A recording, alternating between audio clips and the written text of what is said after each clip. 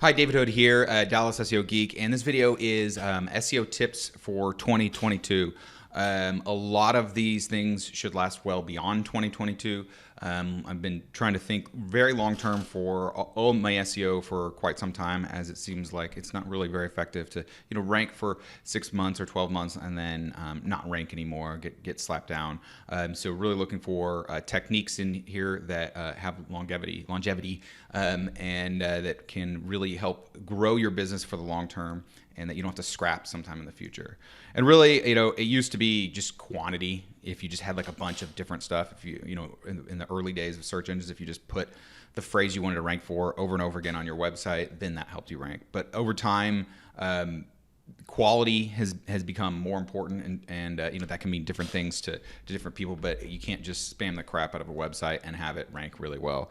For example, with links, if you don't already know that a large portion of Google's algorithm is kind of a popularity contest. When one website links to your website, that's kind of a vote of confidence. I'm going to go over this a little bit more later in this video, but essentially you used to be able to just get tons and tons of low quality links and it would help you rank. Nowadays it's much harder to do that. It's not that it's impossible, it's just much less likely, and it's much less sustainable. This is true also for the sales copying content on your site. It's better to have high quality content that speaks directly to your target market than it is to have a large amount of low quality content. Research and planning, customers in general, this is just more broad business concepts. And I think with an SEO company as well, it's better to either do it right or not do it all. Like a low quality SEO isn't really gonna do a whole lot for you. Another really important piece of the puzzle here is, are there localized search results for your market? So for example, plumbers, any local home service company, the maps listing is actually going to be the VIP line, what I would call the VIP line, because it's the first non-paid result. These are all paid results. Our brains skip over this. Only about 20% of people ever click on these. Most people immediately go here.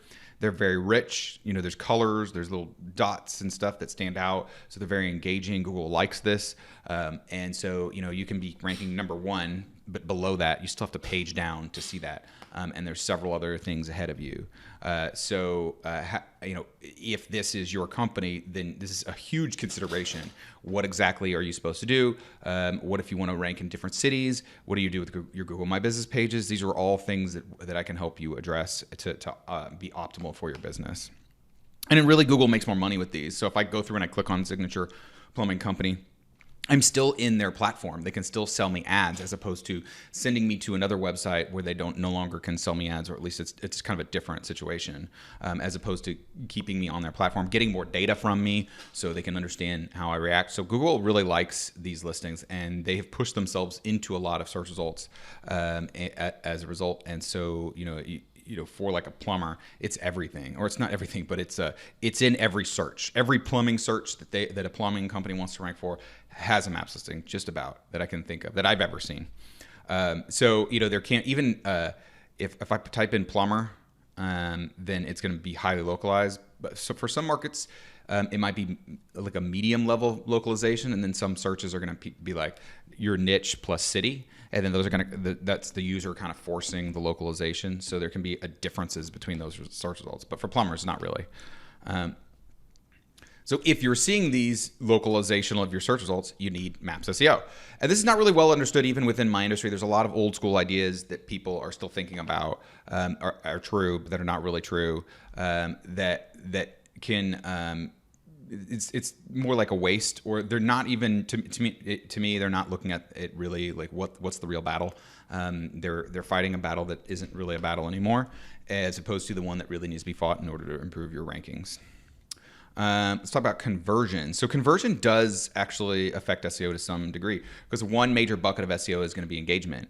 How well do visitors engage with your content? If they're only spending 3 seconds on every piece of content and going back and looking for more content, and Google sees that, which there probably are, that's not good. As opposed to if you have like a video video is the most engaging form of content on your site and they watch it for even 3 minutes, that could be huge. That could really help increase your engagement. It could help increase the amount of sales you get because they spend more time with your business. And it will help your SEO because you're telling, Google sees that, and you're telling the visitor, by spending more time on your site, is telling Google that they answered their query. So if they came to you from a search phrase and they spend extra time on your site watching a video, that's really, really good for you. And YouTube is Google owns YouTube. That's what YT stands for.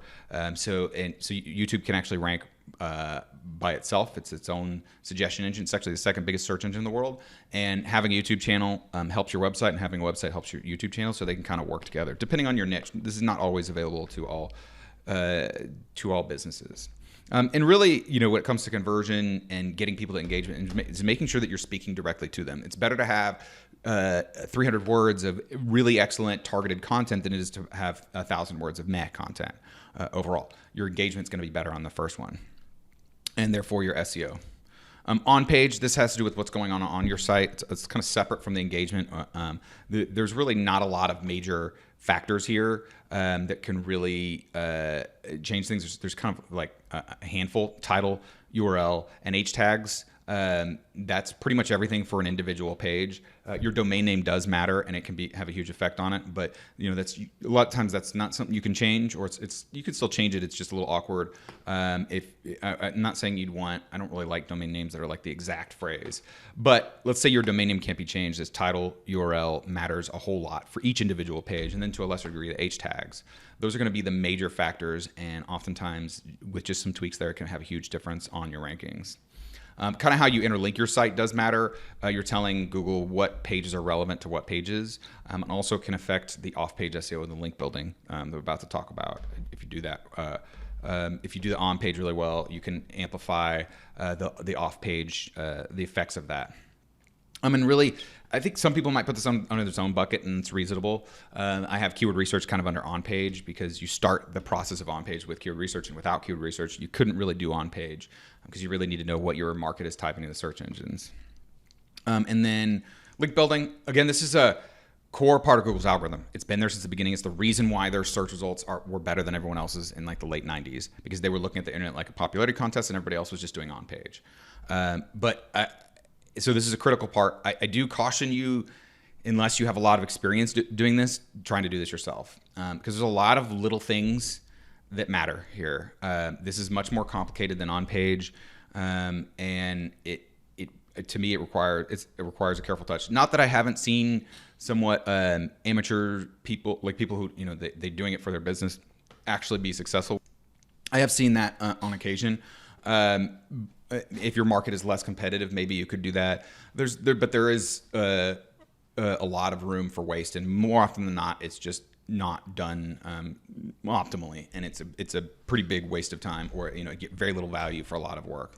When it comes to links, there's really kind of three major angles to look at a link, like the properties of a link, and then each one of these has a bunch of sub kind of factors or some integrations with each other. Relevance. So if you're a plumbing site and you get a link from like a women's shoes site or whatever, that isn't going to help you as much as getting it from another plumbing site.